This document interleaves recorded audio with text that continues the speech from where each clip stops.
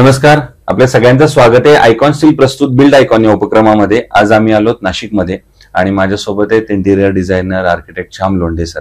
त्यांच्याबद्दल सांगायचं म्हणजे 1991 पासून ते या क्षेत्रामध्ये अतिशय उत्तमरित्या काम करतात आणि इंटिरियर डिझायनिंग असेल किंवा आर्किटेक्ट प्रॅक्टिस असेल, सेट डिझायनिंग असेल, स्कल्पचरिंग असेल, अशा वेगवेगळ्या क्षेत्रात त्यांचं अतिशय महत्वपूर्ण योगदान आहे असं म्हणायला हरकत नाही. आणि कारण इतके गेले अनेक वर्षे म्हणजे ऑलमोस्ट ही 25-30 वर्षांचा पेक्षा जास्त हा काळ प्रवास आहे.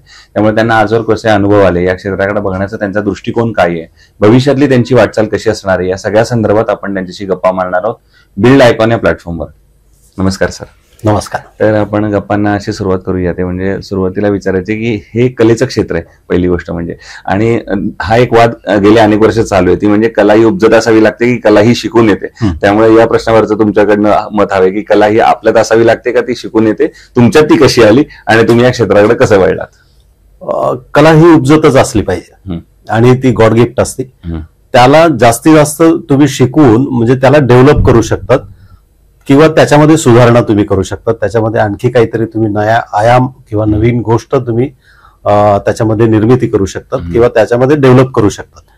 आणि नवीन विचार किंवा नव्या वेगळ्या आयडिया या तुम्हाला शिकून येऊ शकतात. पण कला ही काही शिकून येत नाही. बरोबर. ती उपजत असली पाहिजे, ती गॉड गिफ्ट असते किंवा तुमच्या रक्तातच असते असं मला वाटतं. टीचर असतील किंवा सगळ्यांना मदत करणे हा माझा स्थायी भाव होता.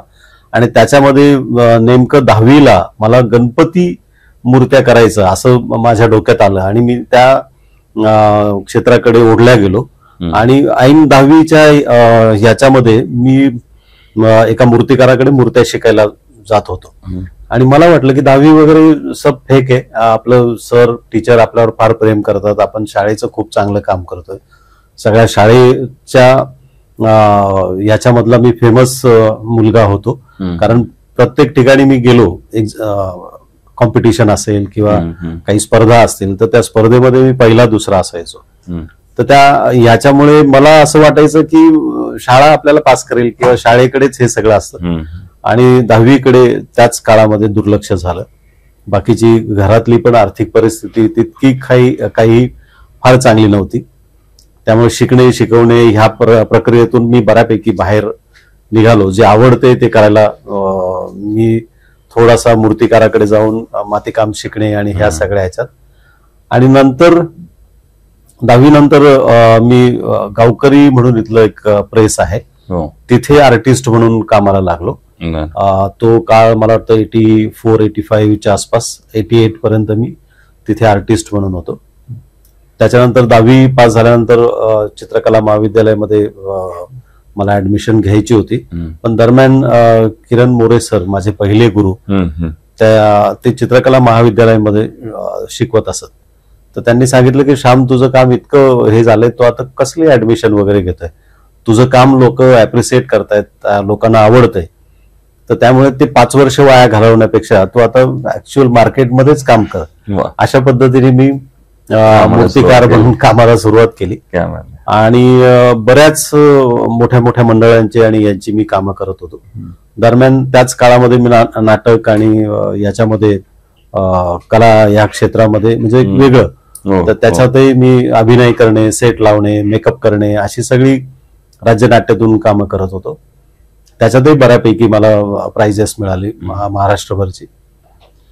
आणि नंतर मग मी काही आर्किटेक्ट आहे त्यांच्याकडे मी पेंटिंग्स करणे, म्युरल्स करणे, काही स्कल्पचर करणे ह्या अनुषंगाने तिथले ओढवल्या गेलो. आणि तिथून माझा ह्या क्षेत्राशी एक जवळचा संपर्क आला आणि हळूहळू काम सुरू झालं. वा. मग आता या क्षेत्रातल्या काही प्रश्नांकडे आपण येऊया. म्हणजे एक इंटिरियर डिझायनर म्हणून जेव्हा मला कायम असं वाटतं की एका कागदावर अर्थातच पहिल्यांदा कुठली कला ती जेव्हा आपली कल्पना कागदावर उतरते तर ती कागदावर फार सुंदर दिसते. पण त्याचं जेव्हा एक्झिक्युशन करण्याची वेळ येते तेव्हा ती आपल्याला कळतं की एक्झिक्युशन करणारे लोक हे बऱ्याचदा अनस्किल्ड आहेत, अकुशल आहेत आणि अशा लोकांबरोबर काम करणं करायचं धोकादायक असतं, कधीतरी चुका होऊ शकतात. मग तुम्ही ही परिस्थिती साईटवर कशी हाताळता? ही माझ्याच बाबतीत नाही, ही जगातल्या सगळ्याच कलाकारांची जे डिझायनर आहेत म्हणजे अनादी कालापासून जे काही काम चालू आहे, म्हणजे जे काही शिल्पकार असतील एक हजारो वर्षापूर्वी ज्यांनी काम सुरू केलं की एकाच्या संकल्पनेनुसार ते काम चालू झालेलं असतं. त्याचे मॉडेल्स बनवले, त्याचे डिझाईन केले आणि मग अनस्किल लेबर कडून ते काम करून घेणं हे फार मोठं कौशल्य आहे. आधी तर तुमची जी टीम आहे त्यांना तुम्हाला काय करायचं ते आधी कळायला पाहिजे. हा, की कुठली टीम म्हणजे अगदी नुसतंच हे मूर्तिकला किंवा चित्रकला नाही तर हे क्षेत्र फार मोठं आहे. बरोबर. आर्किटेक्चर किंवा इंटिरियर याच्यामध्ये की तुम्हाला काय म्हणायचंय आणि ते त्यांच्याकडून काढून घेणं यासाठी तुम्हाला तुमची टीम एक ज्याला म्हणतो ना की एक त्याचं आणि तुमचं एक छान असा रेपो जमला पाहिजे. आणि तो जर जमला नाही तर तुम्हाला काय म्हणायचं ते त्याला कळणार नाही. आणि त्याच्यापेक्षा सगळ्यात महत्वाची गोष्ट तर मला अवघड ही वाटते की तुमच्या डोक्यात आलेली कल्पना पेपरमध्ये आली पाहिजे, कागदावर उतरली पाहिजे. आणि कागदातली प्रत्यक्षात उतरणं हे सगळ्यात मोठं अवघड प्रकरण आहे. बरोबर आहे. पण जेव्हा आता तुम्ही म्हणालात की डोक्यातली कल्पना ही कागदावर उतरली पाहिजे, तो एक प्रोसेस मोठी असते. कागदावरची कल्पना प्रत्यक्षात उतरणं हे सगळं करताना जेव्हा एखादी कल्पना करताना खूप चांगली कल्पना करत असतो, पण जेव्हा ती क्लायंटकडे जाते तेव्हा त्याच्यात एक बजेट नावाचा शब्द आडवा येतो आणि कायमच असं वाटत असतं की हे कायम बजेटच्या बाहेर आहे. आणि एक आर्किटेक्ट म्हणून, इंटिरियर म्हणून तुम्हाला असं वाटत असतं की चांगलं काहीतरी द्यावं, दर्जेदार द्यावं. अशा वेळेला क्वालिटी, नंतर बजेट आणि क्रिएटिव्हिटी या तिन्हीचा मग तुम्ही समतोल कसा राखता? अवघड प्रश्न आहे. कारण बऱ्याच वेळा असं होतं की म्हणजे माझ्या बाबतीत म्हणायचं तर बजेट हा विषय असतोच प्रत्येकाचा. कारण प्रत्येकाच्या खिशाच्या अनुषंगाने ते सगळं काम झालं पाहिजे. आणि खूपदा तितकं त्याचा बॅलन्स साधला जात नाही. म्हणजे मला गंमत म्हणून सांगायला आवडेल, मी एक नाशिकचं हिरामोती म्हणून डिस्को थिक केला आणि जो 2000 साली त्याचं काम सुरू झालं, 2003ला त्याचं काम संपवलं. तर पार्टीने मला त्या काळात त्याचं इंटिरियर करताना 2 कोटी रुपये सांगितलेले होते की आपलं बजेट आहे 2 कोटी रुपये. आणि मी अवाक झालेलो होतो कारण माझ्यासाठी त्या काळातली ती फार मोठी अमाऊंट होती की इतका मोठा खर्च. तर मी त्याला विचारलं की आपल्याला 1 कोटी म्हणजे 100 लाख. हा, तर तर म्हटलं आपल्याला 200 लाख खर्च करायचे. तर मला आठवडा लागेल. तर त्यांनी विचारलं कशासाठी, तर म्हटलं मला विचार करू द्या. आणि 1 आठवड्यानंतर भेटलो, काही स्केचेस वगैरे केलेले होते, बराच विचार केलेला होता आणि त्यांना दाखवलं. हिराबाई म्हणून त्यांचं नाव आहे. आणि त्यांनी विचारलं की 1 आठवडा कशासाठी लागला. तर मी त्यांना सांगितलं की मला आधी माझी लायकी चेक करायची होती की एवढे पैसे मला खर्च करता येतात. एक्झॅक्टली. आणि त्याच दरम्यान माझ्याकडे एक पार्टी होती की ज्याला लाख रुपये त्याच्याकडे होते आणि ज्याचं केश करताचं त्याचं एक हे होतं, त्याचं इंटिरियर करायचं होतं आणि त्याच्यात लाख रुपयात कसं होणार असं एक मला अडचण होती. त्याच्यात त्यांनी हळूच सांगितलं की 3 चेअर भी उसमें बैठनी चाहिए. मुस्लिम गृहस्थ होते आणि त्यांची खूप श्रद्धा होती की ते मीच करावं. तर मी एकीकडे 2 कोटीचं इंटिरियर करत होतो आणि एकीकडे लाख रुपयात मला ते सगळं बसवायचं होतं. आणि त्याच्यातही मी 5000 रुपये त्याचे वाचवले. बरोबर. आणि त्यांनी इतका माझा सन्मान केला की त्या दोन्ही गोष्टी माझ्या त्या वर्षीच्या माझ्यासाठी खूप मोठा हे होता. आणि बजेट हे नेहमीच बदलत असतं कारण तुम्ही ज्यावेळेस सिलेक्शनला जाता मार्केटमध्ये तर तुमच्याकडे इतके ऑप्शन असतात की ते ऑप्शन सिलेक्ट करणं हे पार्टीचं काम असतं. आणि मग पार्टी जिथे थांबते तिथून बजेट हल्लेलं असतं किंवा तिथून बजेट कमी झालेलं असतं. अगदी बरोबर. इतकं साधं गणित. आता एक जरा वेगळा प्रश्न आहे या सगळ्यापेक्षा. तो असं आहे की पुन्हा तोच प्रश्न आहे की क्रिएटिव्हिटी करताना आपण असं म्हणतो की अरे असं कसं असू शकतं, जे प्रत्यक्षात नसतं ते कागदावर कदाचित उतरतं, अशा टाईपचं असतं. म्हणूनच हा प्रश्न तुम्हाला आहे तो आहे नाशिक जिल्ह्याच्या विकासाचं व्हिजन जर तुम्हाला विचारलं तर येणाऱ्या 15-20 वर्षामध्ये तुम्हाला काय वाटतं प्रशासनानं कुठल्या क्षेत्रावर आता काम करण्याची गरज आहे? जर एक नाशिकचा सर्वांगीण विकास पण आपल्याला बघायचा असेल आणि इंटिरियर आर्किटेक्टच्या दृष्ट्या या प्रकल्पांवर हे प्रकल्प आधी हातात घेतले पाहिजेत असं खरं तर शासनाची जबाबदारी. कारण आता तुम्ही जर नाशिकमध्ये बघितलं तर मी एक कलेक्टर ऑफिसचं गेट केलेलं आहे आणि जे दगडी गेट आहे जे 100-150 वर्ष झालेलं कलेक्टर ऑफिसचं वास्तू आहे. आणि त्याच्या पुढे मला मांढरे सर आधीचे जे कलेक्टर होते त्यांनी काम दिलं होतं. डोईफोडे सर RDC असताना त्यांनी मला हे काम दिलं आणि त्याचं त्या 150 वर्षाला मॅच होईल अशा पद्धतीचं आपण ते गेट बनवलेलं होतं. त्याच्यानंतर दुसरं जर तुम्ही बघितलं तर मुंबई नाका सर्कल जो आहे जो सगळ्यांना माहीत आहे आणि तो महात्मा फुले आणि सावित्रीबाई फुलेंचा मोठा स्टॅच्यू, जो भारतातला सगळ्यात मोठा स्टॅच्यू आहे महात्मा फुले आणि सावित्रीबाई फुलेंचा, आणि चौक पण बऱ्यापैकी मोठा आहे. बरोबर. तो सुशोभित केल्यानंतर नाशिककरांनाही लक्षात आलं, नाशिकच्याही बाकीच्या सगळ्यांना लक्षात आलं की आपलं नाशिक असं इतकं सुंदर असलं पाहिजे. आता हे सगळं करताना रोड, रस्ते ह्याचा प्रामुख्याने विचार झाला पाहिजे. नाशिकमध्ये जर बघायला गेलं तर आता नाशिक मोठं होत आहे. आता नाशिक मेट्रोपॉलिटन सिटीकडे त्याचा प्रवास सुरू झालाय.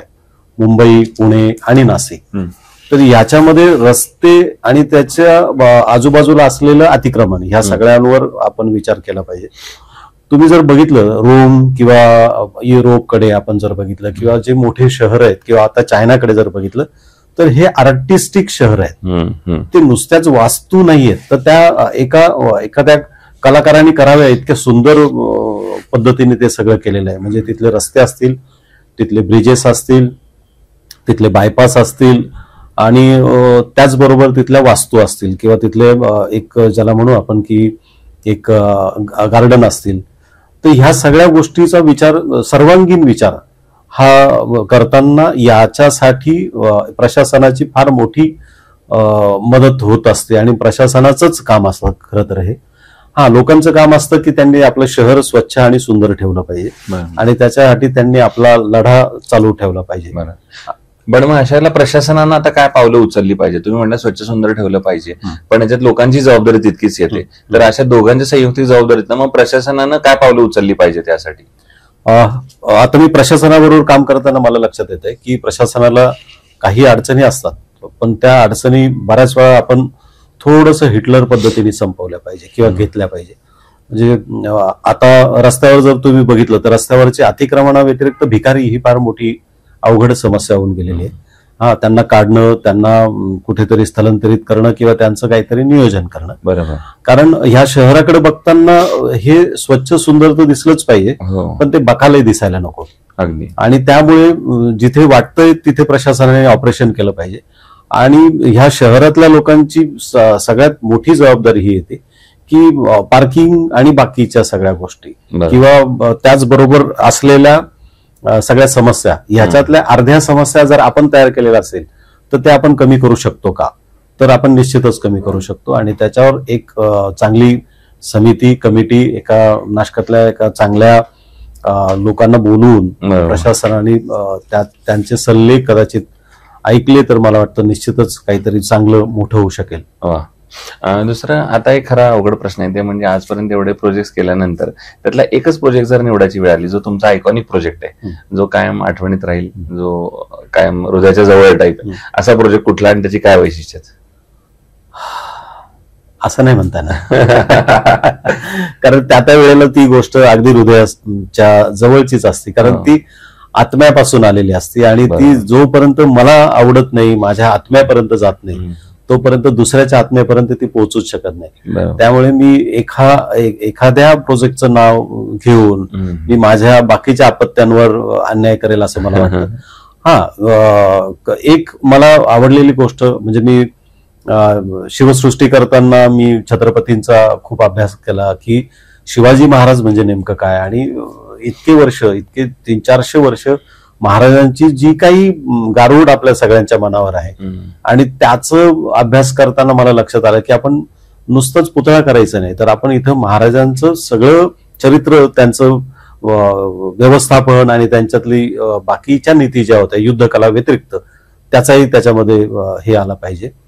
तर ते करताना मला आवडलं. त्याच्यानंतर महात्मा फुलेंचं स्टॅच्यू करताना मला त्या दोघाही दाम्पत्याचं, सावित्रीबाई फुले आणि महात्मा फुले, त्यांचं कार्य आणि सगळ्यात महत्वाचं म्हणजे एक स्कूल, शाळा करताना मला जरा जास्त मजा आली. कारण शाळेकडे भीतीभूत म्हणून बघणारा मी किंवा अभ्यास हा अवघड विषय आहे असं समजणारा मी, आणि शाळा ही हॅपनिंग प्लेस असली पाहिजे अशा पद्धतीने बनवताना जरा जास्त मजा आली किंवा तो एक माझ्यासाठी एक छान हटके टास्क होता. आणि ते थोडंसं आउट ऑफ द बॉक्स होतं की सगळ्या शाळा चौकोनातल्या असतात आणि नेमकी ही चौकोनाच्या बाहेरची शाळा, मुलांच्या मनातली शाळा किंवा अपत्यांच्या मनातली शाळा मला करता आली. आणि असा एखादा प्रोजेक्ट जो करताना काहीतरी आव्हानं आल्या, अडचणी आल्या आणि त्या अडचणींवर तुम्ही कशी मात केलीत, असा एखादा प्रसंग? मग काहीतरी डिझायनिंगच्या अँगल नसेल, तंत्रज्ञानाच्या अँगल, काहीतरी नैसर्गिक आपत्ती आली, कुठली अशी एखादी अडचण आणि त्याच्यावर तुम्ही मात कशी केलीत? तसं प्रत्येक डिझाईन मध्ये काही ना काही प्रॉब्लेम असतोच. म्हणजे असा मला नीटसा सांगता येणार नाही की मी याच्यामध्ये फार वेगळ्या पद्धतीने काही वेगळ्या पद्धतीने डिझाईन केलं होतं आणि अडचणी आल्या. अडचणी प्रत्येक गोष्टीत येत असतात, कारण बऱ्याच वेळा असं असतं. दोन्ही माझे शिवसृष्टी असेल किंवा महात्मा फुलेंचं ते एकाच वेळेस होतं मागच्या वर्षीच्या ह्याच्यात, आणि प्रचंड पाऊस चालू होता आणि प्रचंड पाऊस असताना त्याच्यामध्ये काम करायचं होतं. आणि शिवसृष्टीचं काम करताना तर तो भारतातला सगळ्यात मोठा अश्वारूढ पुतळा होता, ज्याचं 31 फूट उंचीचा अश्वारूढ पुतळा शिवाजी महाराजांचा, आणि खालचं 20 फुटाचं पॅडल स्टोन, म्हणजे 51 फुटाचं ती स्टॅच्यू आपण तिथे नांदगावमध्ये तयार केला. आणि त्याच्या आधी म्हणजे जो आपल्या कोकणामध्ये आपल्या एक महाराजांच्या वादळामुळे किंवा हवेमुळे महाराजांचं मूर्ती खाली ढासळी पडली, तर त्याचं प्रचंड दबाव आलेला होता. शासन टेन्शनमध्ये होतं, त्याचबरोबर आमच्यावरही प्रेशर आलं की याचं स्टॅबिलिटी काय आहे मूर्तीची, किंवा त्याचं बेस चांगला आहे का. आणि मग तो सगळा चेक केला, तर चेक केल्यानंतर PWDच्या अधिकाऱ्यांना लक्षात आलं की हे आपण दुप्पट पद्धतीने त्याच्यावर काम केलेलं होतं. आणि आपलं आतलं स्ट्रक्चर, बेसिकली मी मूर्तिकार असल्यामुळे या सगळ्या गोष्टी मला जरा जास्त नीट कळत होत्या की आपण काय काम केलं पाहिजे, कारण हे 200-300 वर्ष पुढच्या पिढ्यांना हे काम दिसावं, बरोबर, त्यांच्यापर्यंत पोहोचावं, ह्याच्यासाठी त्याचं स्ट्रक्चरल डिझाईन केलं गेलं होतं. आणि ते एक मोठा शासनाचाही प्रचंड प्रेशर, दबाव, त्याचबरोबर पडणारा पाऊस आणि कमी वेळात ते सगळं काम करायचं होतं, आणि ते एक मोठा टास्क होता. दुसरं, कन्स्ट्रक्शन मध्ये स्टील हा अतिशय महत्वाचा घटक आहे. तर स्टील सिलेक्शन बद्दल तुमचं काय मत आहे? म्हणजे स्टील कसं सिलेक्ट करावं किंवा आयडियल स्टील मध्ये काय क्वालिटीज असाव्यात, त्याबद्दल काही सांगू शकाल का? स्टील, कन्स्ट्रक्शन मधलं स्टील बेसिकली वेगवेगळ्या पद्धतीचं असतं. म्हणजे काही ठिकाणी हार्ड आणि काही ठिकाणी सॉफ्ट पण लागतं. तर त्यामुळे कन्स्ट्रक्शन मध्ये वापरणारं स्टील तर सॉफ्टच असतं, कारण त्याला म्हणजे एखाद्या इमारतीला धरून ठेवणं, ती जर कटकन तुटलं, स्टील तुटलं किंवा हार्ड स्टील असलं तर त्या इमारतीचं लाईफ कमी होऊ शकतं. त्यामुळे ह्याच्यामध्ये काम करताना स्टील त्याचा क्वालिटी वाईज ज्याला म्हणू आपण, ते सॉफ्ट असणं किंवा त्याच्यातलं बाकीचे गुणधर्म नीट चेक केले गेले पाहिजेत. कारण तुम्ही जर बघितलं तर आपल्या भारताच्या याच्यामध्ये मेटलर्जीमध्ये आपण बऱ्यापैकी फार जास्त चांगलं काम करत होतो, जे आता नाही. म्हणजे आपल्याकडच्या तलवारी एक हजारो वर्षापूर्वीचं असं म्हटलं जातं की रोम मध्ये आपल्या एका यांनी हे आपल्या स्टीलचं तलवारीचं हे डिस्प्ले दिला, की त्यांनी अगदी एक हवेत सिल्कचा कापड उडवला आणि फक्त तलवारीने त्याला कापलं हवेतल्या हवेत. तर तो रोमचा जो कोणी राजा होता तो टेन्शन मध्ये आला होता. आजही इटलीमध्ये म्हणतात की आपल्याकडचं जे स्टील आहे, आपल्याकडच्या ज्या तलवारी आहेत त्या अभ्यासल्या जातात, जसं जपानच्या तलवार आहेत. तर भारताचं मेटलर्जीवरचं काम हे खूपच अद्वितीय होतं, ज्याच्यावर आता पुन्हा नव्याने काम केलं पाहिजे. बरोबर. आणि आता अगदी याच्यातला एक शेवटचा प्रश्न म्हणजे आयकॉन स्टील तुम्ही यापूर्वी वापरलंय का कधी या सगळ्या प्रोजेक्ट्स मध्ये, किंवा कधी अनुभव आलाय का त्याच्या संदर्भात ते ऐकायचं जात होतं? आयकॉन स्टील गेली मला वाटतं 2-4 वर्षापासून मी वापरतोय, आणि माझ्या 1-2 साईटवरही आयकॉन स्टीलचं आपण हे वापरलंय, स्टील वापरलंय, आणि छान आहे. कारण कसं असतं की आतलं तुमची वास्तू जितकी मोठी होईल, त्याचं बांधा किंवा त्याचं आतलं स्ट्रक्चर जर स्टील चांगलं असलं तर तुमचा विश्वास किंवा तुमचं काम मोठं व्हायला त्याच्यामुळे आपल्याला एक चांगली हे मिळते, संधी मिळते, किंवा आपल्याला एक चांगलं काम करता येतं. त्यामुळे आयकॉन स्टील विषयी तर निश्चितच एक चांगला एक्सपिरियन्स आहे आणि छान आहे काम. बरोबर. आणि एक महत्वाचं जे विचारायचं होतं ते म्हणजे की आता जी नवीन मुलं या क्षेत्रात येतात, अर्थात तुमची आपण दुसरी पिढी आता या क्षेत्रात येते, तर या सगळ्यांना तुम्ही काय सल्ला द्याल? कारण एक नेहमीचं वाक्य असतं की आमच्याकडे असं नव्हतं की आम्ही फार कष्ट केले टाईप आलं. तर आता या मुलांना तुम्ही काय सल्ला द्याल असंच यशस्वी वाटचालीसाठी? प्रत्येकाच्या काळात तर नेहमीच असं, म्हणजे माझे वडील तसे गवंडी काम करणारे, डॅमचे मेरी म्हणून आहे तिथे, ते स्वतः एक मास्टर म्हणून काम करत होते गवंडी.